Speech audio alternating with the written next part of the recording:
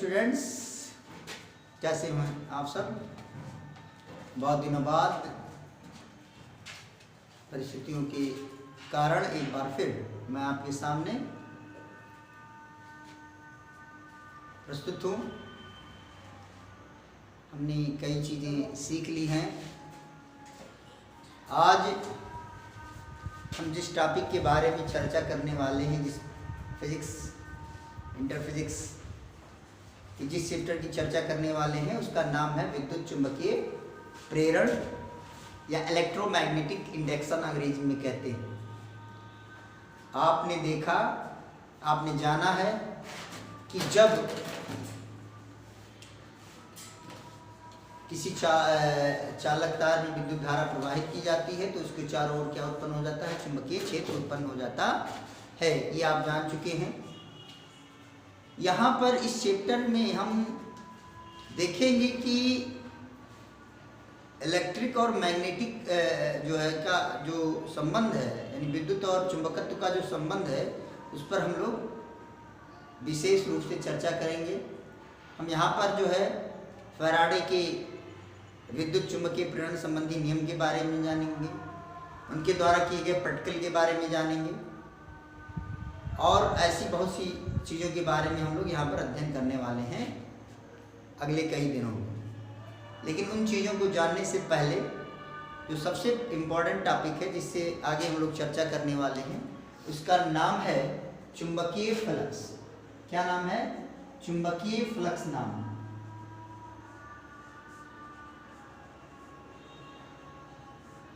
जिसे अंग्रेजी में मैग्नेटिक फ्लक्स कहते हैं। क्या बोलते हैं? अंग्रेजी में मैग्नेटिक फ्लक्स बोलते हैं। चुंबकीय फ्लक्स को अंग्रेजी में क्या बोलते हैं? Magnetic flux. तो ये मैग्नेटिक फ्लक्स क्या है? याद होगा आपको, मैंने जब पढ़ाया था विद्युत फ्लक्स के बारे में, तो मैंने क्या कहा था कि अगर कोई विद्युत क्षेत्र है, कहीं पर विद्युत क्षेत्र है और उस क्षेत्र में हम कोई काल्पनिक पृष्ठ लेते हैं। क्या लेते हो? एक काल्पनिक पृष्ठ लेते हो, तो उसके लिए जो विद्युत फ्लक्स होता है वो आपको बताया गया था कि phi is equal to E dot A, जहाँ पर ई क्या था? विद्युत क्षेत्र था और ए क्या था? उस पृष्ठ का क्षेत्रफल था। आपको वहाँ पर यह भी बताया गया था कि क्षेत्रफल वास्तव में कैसी राशि है? एक अदिश राशि है। लेकिन जब हम क्षेत्रफल वेक्टर की बात करते हैं तो हम उसकी दिशा अविलंबवत बाहर की ओर ले लेते हैं। जिस तरह पर वहाँ पर विद्युत फ्लक्स के बारे में बात बताई गई थी, सेम लॉजिक यहाँ पर भी आपको जाना है कि जैसे यहाँ पर विद्युत फ्लक्स क्या था? फाई ई बराबर क्या?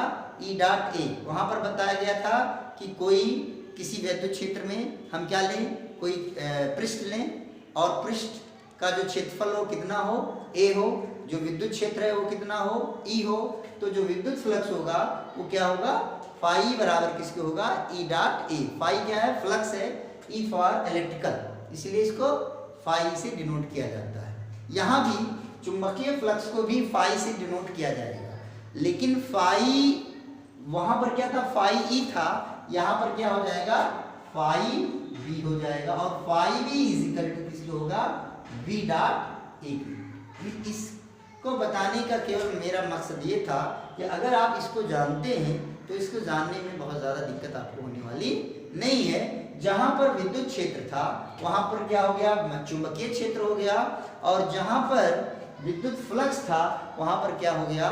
चुंबकीय फ्लक्स हो गया। मुझे लगता है कोई दिक्कत नहीं होगी, समझ में आ गया होगा, कोई समस्या नहीं होगी। तो इसको हम लोग एक चित्र के माध्यम से समझते हैं कि मान लीजिए कि अगर एक चुंबकीय क्षेत्र है, ये क्या है? एक समान चुंबकीय क्षेत्र है। आपको बताया गया है कि एक समान चुंबकीय क्षेत्र को हम समान दूरी पर स्थित समांतर रेखाओं से क्या कर सकते हैं?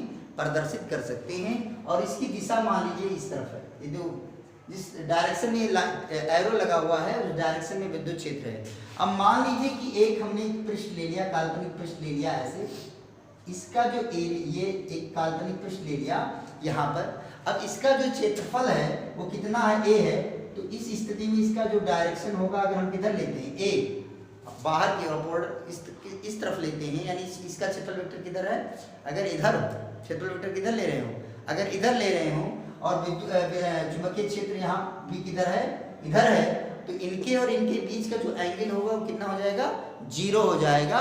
यानी यहाँ पर हम जब फाई बी बराबर किसके लगाएंगे, बी डॉट ए, तो आपको ये जानते हैं कि ए डॉट बी बराबर, आपको जो वेक्टर का जो डिफिनेशन है, वेक्टर का डॉट प्रोडक्ट का जो डिफिनेशन है वो क्या है, A dot B equal to A B cos theta, जहां पर थीटा क्या है, ए और बी के बीच का एंगल है, ए और बी के बीच का कोण है। उसी तरह से यहाँ पर क्या है, अगर मैं फाई बी बराबर equal to B dot A ले रहा हूँ, तो मैं आपको ये बताऊंगा कि फाई बी में बी क्या है, चुंबकीय क्षेत्र है, और ए क्या है, क्षेत्रफल वेक्टर है। उसका क्षेत्रफल वेक्टर का मतलब उस पृष्ठ के डायरेक्शन अवलंबवत बाहर की ओर जो डायरेक्शन होगा वो क्षेत्रफल वेक्टर की दिशा को क्या करेगा, प्रदर्शित करेगा। अगर दोनों की दिशा एक हो जाएगी तो थीटा क्या हो जाएगा, 0 के बराबर हो जाएगा। लेकिन ऐसा भी हो सकता है, कोई ज़रूरी तो है नहीं कि क्षेत्रफल वेक्टर और चुंबकीय क्षेत्र के बीच का जो एंगल हो 0 भी हो सकता है। ऐसा भी हो सकता है कि मान लीजिए कि यहाँ पर आपने जो है, यहाँ पर जो है आपसे मान लीजिए एक पृष्ठ आप जो है ये एक आपने काल्पनिक पृष्ठ ले लिया, ये जो है यहाँ पर चुंबकीय क्षेत्र इस तरह से, मान लीजिए चुंबकीय क्षेत्र इस तरह से, और क्षेत्रफल वेक्टर आपने इस तरह से ले लिया, काल्पनिक पृष्ठ जो लिया आपने इस तरह से ले लिया, तो चुंबकीय क्षेत्र की दिशा इधर है कि नहीं है, और क्षेत्रफल वेक्टर किधर है, बाहर की ओर, तो ये हो गया, क्या हो गया, वेक्टर ए। अब इनके बीच का जो ये एंगल है वो क्या हो जाएगा, थीटा। तो ये मुझे लगता है समझ में आ गया होगा कि एंगल कैसे चूज करना है। यहाँ पर ये क्या है, एक काल्पनिक पृष्ठ है जो चुंबकीय क्षेत्र में स्थित है। चुंबकीय क्षेत्र की दिशा किधर है, इधर की ओर है, और क्षेत्रफल वेक्टर की दिशा किधर है, इधर की ओर है, और इनके बीच का एंगल कितना है, थीटा है। और इस स्थिति में फाई बी बराबर किसकी हो जाएगा, बी ए कॉस थीटा, बी ए कॉस थीटा के, जहां बी क्या है, चुंबकीय क्षेत्र का परिमाण है, ए क्या है, उस पृष्ठ का क्षेत्रफल है। अब ये पृष्ठ काल्पनिक या मतलब जो है वास्तविक हो सकता है, कोई दिक्कत नहीं है। तो ये क्या, बी क्या हो गया, बी क्या हो गया, चुंबकीय क्षेत्र, ए क्या हो गया, क्षेत्रफल हो गया, और थीटा क्या है, थीटा क्या है, चुंबकीय क्षेत्र और क्षेत्रफल वेक्टर के बीच का एंगल है। मुझे लगता है समझ में आ गया होगा, कोई दिक्कत नहीं होगी। तो आपको ये बहुत ध्यान से रखना, ये जो मैं बार बार थीटा पर इसलिए बात कर रहा हूँ क्योंकि आगे जब हम चर्चा करेंगे, आगे जब हम जो है टॉपिक्स पढ़ेंगे तो इस पर हम बहुत ज़्यादा ध्यान देंगे और इस पर बहुत ज़्यादा बात भी करेंगे कि आपको जानना है कि थीटा क्या है। Theta is the angle between magnetic field and area vector, जो है चुंबकीय क्षेत्र और क्षेत्रफल वेक्टर के बीच का कोण है। और क्षेत्रफल वेक्टर क्या है, उस चुंबकीय क्षेत्र में स्थित पृष्ठ के अभिलंब दिशा में उसकी दिशा होती है। मुझे लगता है समझ में आ गया होगा, कोई दिक्कत नहीं होगी, कोई समस्या नहीं होगी। तो फाई बी बराबर हो गया जो है बी ए कॉस थीटा के, जो एकदम रिलेट किया गया है किससे, विद्युत फ्लक्स। मुझे लगता है इसीलिए मैंने दोनों को एक साथ लिख दिया ताकि आपको समझ में आ जाए, कोई दिक्कत नहीं होगी। प्रिय बच्चों, आपको ये जानना है कि ये क्या है, बी डॉट ए, यानी कैसा गुणनफल है, यहाँ पर ये स्केलर प्रोडक्ट है, अदिश गुणनफल है, इसलिए चुंबकीय फ्लक्स भी कैसी राशि होगी, एक अदिश राशि होगी। It is the scalar product of B dot A, B and A, therefore phi B is a scalar quantity, अर्थात चुंबकीय फ्लक्स क्या है, एक अदिश राशि है। मुझे लगता है समझ में आ गया हो, कोई दिक्कत नहीं होगी, कोई समस्या नहीं होगी। अर्थात इसकी कोई दिशा नहीं है, क्यों, क्योंकि ये कैसा गुणनफल है, अदिश गुणनफल है, इसलिए इससे जो राशि प्राप्त होगी वो कैसी राशि प्राप्त होगी, अदिश राशि प्राप्त होगी। इसलिए दोबारा मैंने इस बात को बता दिया, अभी कोई दिक्कत नहीं होगी, समझ में आ गया होगा, समझ में आ गया होगा। चलिए आगे बढ़ते हैं, कोई दिक्कत नहीं है, समझ आ गया इतनी बात। चल अब इसके चुंबकीय जो है चुंबकीय फ्लक्स के मात्रक की बात करते हैं। चुंबकीय फ्लक्स के मात्रक की बात करते हैं। चुंबकीय फ्लक्स के मात्रक की बात करते हैं हम। तो चुंबकीय फ्लक्स का मात्रक हम लोग देखेंगे। चुंबकीय फ्लक्स का मात्रक, तो चुंबकीय फ्लक्स का मात्रक क्या होता है बेटा? वेबर होता है। क्या होता है? वेबर। चुंबकीय फ्लक्स का मात्रक क्या होता है? वेबर होता है। चुंबकीय फ्लक्स का मात्रक क्या होता है? वेबर होता है। आपको बताया गया था कि यहां से भी देख सकते हैं, आपको देखिए जैसे फाई बी बराबर क्या बताया गया? फाई बी बराबर किसके बताया गया? बी ए कॉस थीटा बताया गया। फाई बी बराबर किसके बताया गया? बी ए कॉस थीटा। फाई बी क्या है? चुंबकीय फ्लक्स। तो चुंबकीय फ्लक्स का मात्रक, चुंबकीय फ्लक्स का मात्रक बराबर किसके होगा? बी, यानी चुंबकीय क्षेत्र का मात्रक। और चुंबकीय क्षेत्र का मात्रक क्या होता है बेटा? वेबर प्रति मीटर स्क्वायर। और ए क्या है? एरिया। एरिया का मतलब क्या हो गया? क्षेत्रफल। और क्षेत्रफल का मात्रक क्या होता है? Metre square. हो गया कि नहीं हो गया? और cos थीटा, cos थीटा का कोई मात्रक नहीं होता है, मीटर स्क्वायर से मीटर स्क्वायर कैंसिल आउट हो गया, इसलिए इसका मात्रक हो गया वेबर। मुझे लगता है क्लियर हो गया होगा, कोई दिक्कत नहीं होगी। अब हम लोग इसके जो है विमीय सूत्र के बारे में चर्चा करेंगे। इसके विमीय सूत्र के बारे में हम लोग चर्चा करेंगे कि चुंबकीय फ्लक्स का विमीय सूत्र क्या है। तो चलिए विमीय सूत्र की चर्चा करते हैं। देखिए चुंबकीय फ्लक्स का मात्रक, अब यहाँ से फिर से एक बार चर्चा करते हैं। चुंबकीय फ्लक्स का मात्रक हम फिर से एक बार निकालेंगे तो क्या लिखेंगे? चुंबकीय फ्लक्स का मात्रक,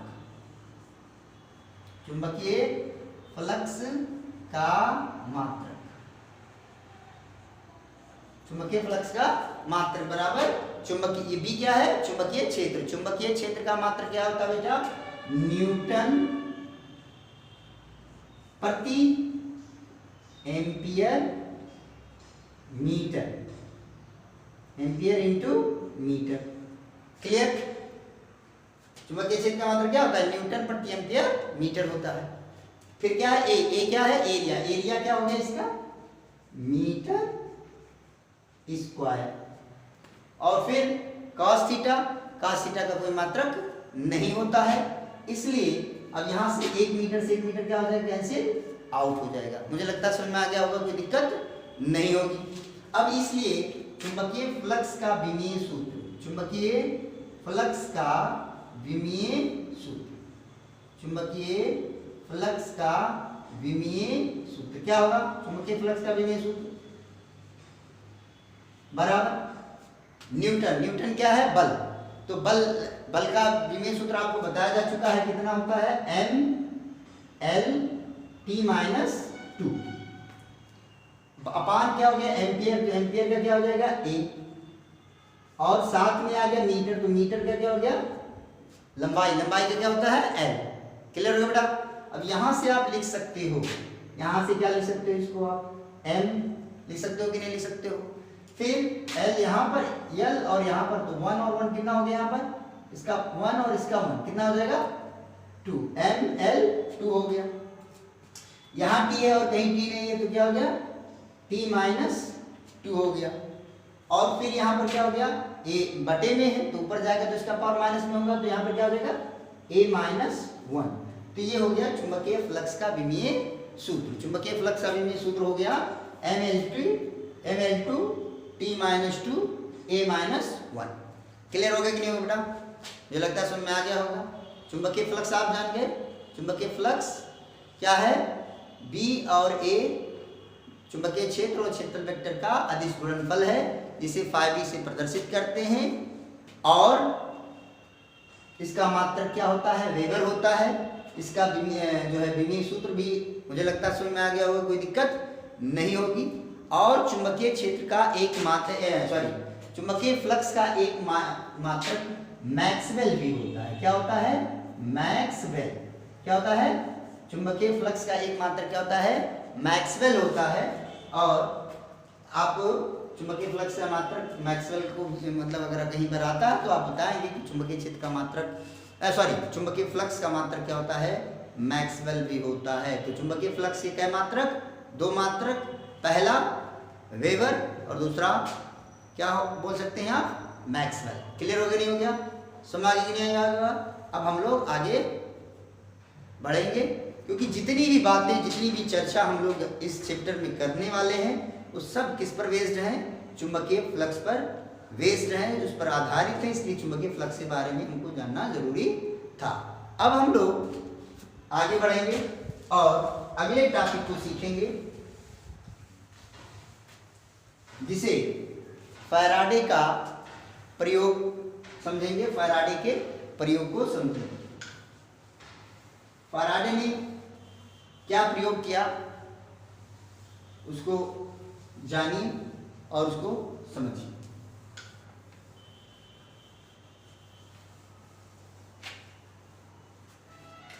फैराडे का प्रयोग, एक्सपेरिमेंट ऑफ फैराडे।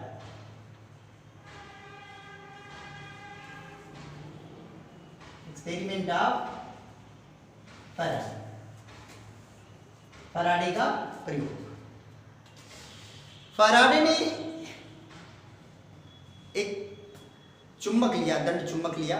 दंड चुंबक तो समझ गए होंगे, जिसमें नॉर्थ पोल और साउथ पोल, यानी दंड चुंबक किससे बना होता है, दो मतलब जो है दंड चुंबक को हम एक तरह से चुंबकीय द्विध्रुव कहते हैं, जिसमें नॉर्थ पोल और साउथ पोल होता है, तो उसे हम क्या बोलते हैं, दंड चुंबक। यानी अगर हम उसको डिनोट करना चाहें तो ये क्या हो गया, यहाँ इधर ये किस तरह पर यहाँ पर एस लिख दिया तो ये दंड चुंबक हो गया। इसी को हम लोग दंड चुंबक बोलते हैं और इसके दो ध्रुव होते हैं एन और एस।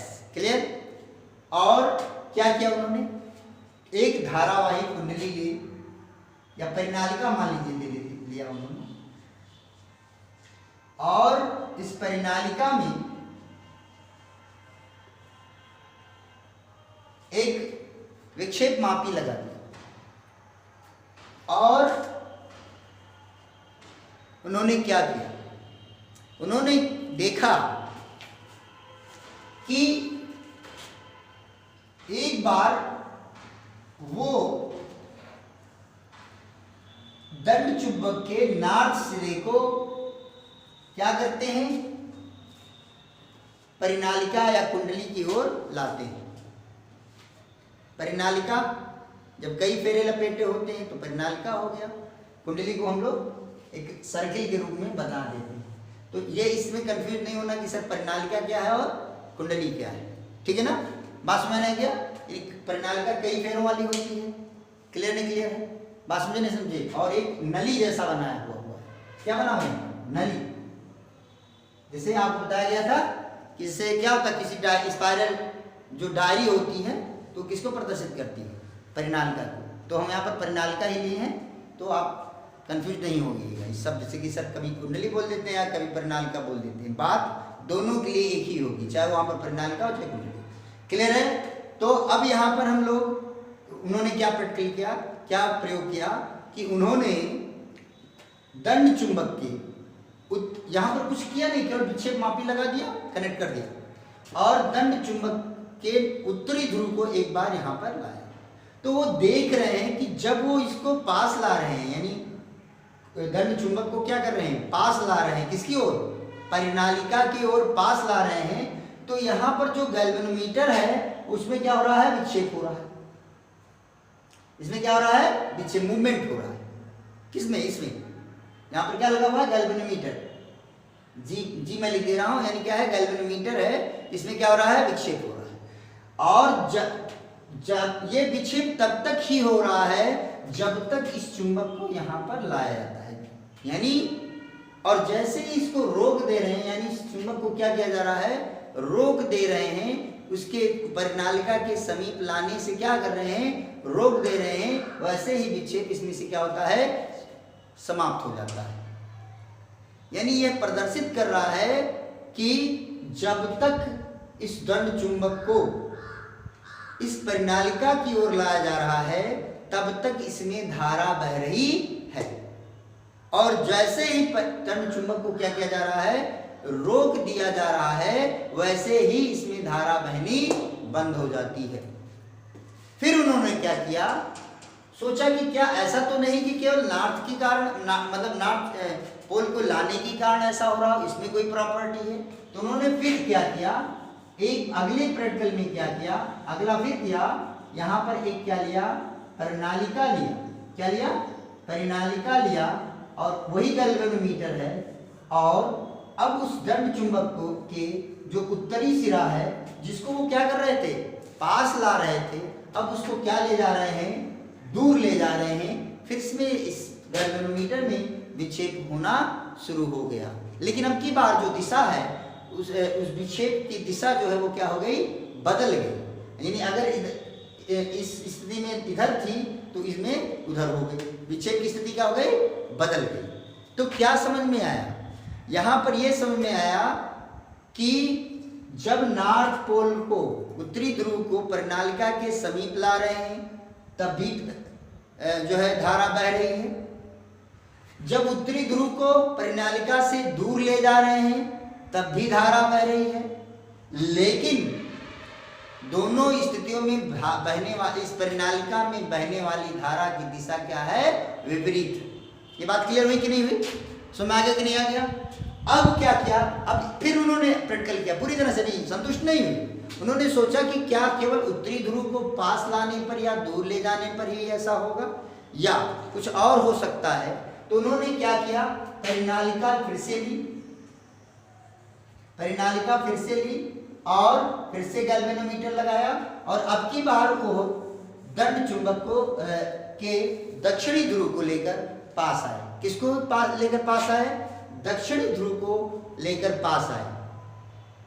किसके, दक्षिणी ध्रुव को, दंड चुंबक के दक्षिणी ध्रुव को परिनालिका की पास ला रहे हैं। और जब लाते हैं तो इसमें धारा, इसमें विक्षेप होता है, और जब ये विक्षेप होता है तो ये बता रहा है कि इसमें धारा बह रही है। और ये धारा तब तक बहती है जब तक ये दंड चुंबक इसके समीप आता है, और जैसे ही दंड चुंबक इस यहाँ पर रुक जाता है वैसे ही इसमें विक्षेप समाप्त हो जाता है। यानी इसमें बहने वाली धारा क्या होती है, रुक जाती है, समाप्त हो जाती है। बात क्लियर हुई कि नहीं हुई। अब फिर से उन्होंने क्या प्रैक्टिकल किया कि अब की बार फिर उन्होंने क्या किया, फिर से यहां पर गैल्वेनोमीटर को लगाया, विक्षेप मापी को लगाया, और अब क्या किया उन्होंने, दंड चुंबक को क्या किया कि दक्षिणी ध्रुव को परिनालिका से दूर ले जाना शुरू कर दिया। इस स्थिति में भी फिर से इसमें धारा बहना, इस परिनालिका में धारा बहना शुरू हो गई। लेकिन फिर वही बात कि इस स्थिति में जो धारा बह रही थी उसके विपरीत दिशा में इस स्थिति में धारा बह रही है। क्लियर हो गया कि नहीं हो गया। तो इस तरह से उन्होंने कितने प्रैक्टिकल किए, 4 प्रैक्टिकल किए। पहला प्रैक्टिकल क्या किया, नॉर्थ उत्तरी ध्रुव को क्या किया, परिनालिका के समीप लाए, फिर उत्तरी ध्रुव को परिनालिका से दूर ले गए, फिर दक्षिणी ध्रुव को परिनालिका के पास लाए, फिर क्या किया, दक्षिणी ध्रुव को परिनालिका से दूर ले गए। तो यहां से उन्होंने निष्कर्ष निकाला कि निश्चित रूप से कुछ न कुछ हो रहा है कि जब हम चुंबक को इधर या उधर सरकाते हैं, परिनालिका के पास लाते हैं या परिनालिका के से दूर ले जाते हैं, तो निश्चित रूप से कोई घटना हो रही है जिसके कारण इसमें धारा बह रही है, परिनालिका में धारा बह रही है। और परिनालिका में बहने वाली धारा की दिशा इस बात पर निर्भर कर रही है कि चुंबक को पास लाया जा रहा है या चुंबक को दूर ले जाया जा रहा है।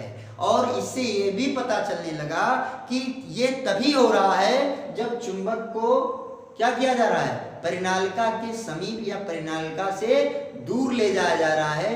यदि चुंबक को परिनालिका से कुछ दूरी पर रोक दिया जाता है तो इसमें कोई भी विक्षेप नहीं होता है, अर्थात विक्षेप तभी होता है, धारा तभी बहती है जब चुंबक क्या होता है, गतिमान होता है। क्लियर हुआ कि नहीं हुआ। लेकिन फिर वो संतुष्ट नहीं हुए, उन्होंने सोचा कि ऐसा तो नहीं कि केवल ये चुंबक के कारण ही हो रहा है। तो उन्होंने क्या किया, अगली बार क्या किया, इसको मैं दिखाऊंगा ना, केवल समझाऊंगा। अगली बार क्या किया, चुंबक को रोक दिया, चुंबक को रोक दिया और परिनालिका को आगे पीछे खिसकाना शुरू किया। तो जब परिनालिका को आगे पीछे खिसकाना शुरू किया तब भी क्या हुई, धारा परिनालिका में बहने लगी, परिनालिका में तब भी धारा बहने लगी। और जब परिनालिका को रोक दिया गया फिर परिनालिका में विक्षेप समाप्त हो गया। तो इससे उन्होंने क्या निष्कर्ष निकाला कि चाहे चुंबक को हम परिनालिका के से पास ले जाएं या दूर ले जाएं, या परिनालिका को चुंबक से दूर या पास ले जाएं, परिनालिका में धारा बहने लगती है।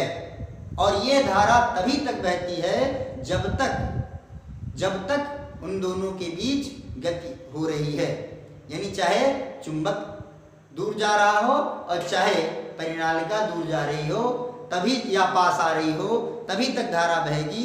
यदि उनके बीच गति नहीं होगी, दोनों कांस्टेंट होंगे, दोनों रुके होंगे, तो उनमें बहने वाली धारा शून्य होगी, यानी परिनालिका में तब कोई धारा नहीं बहेगी। इससे उन्होंने एक निष्कर्ष निकाला। उन्होंने इस घटना को विद्युत चुंबकीय प्रेरण का नाम दिया। इस प्रैक्टिकल के आधार पर उन्होंने इस घटना का नाम विद्युत चुंबकीय प्रेरण दिया। मुझे लगता है इतनी बात समझ में आ गई। अब उस विद्युत चुंबकीय प्रेरण की व्याख्या कैसे होगी, उसमें क्या क्या बातें निकल कर सामने आएंगी, उसको हम लोग कल सीखेंगे। आज के लिए बस इतना ही, फिर मिलते हैं। धन्यवाद।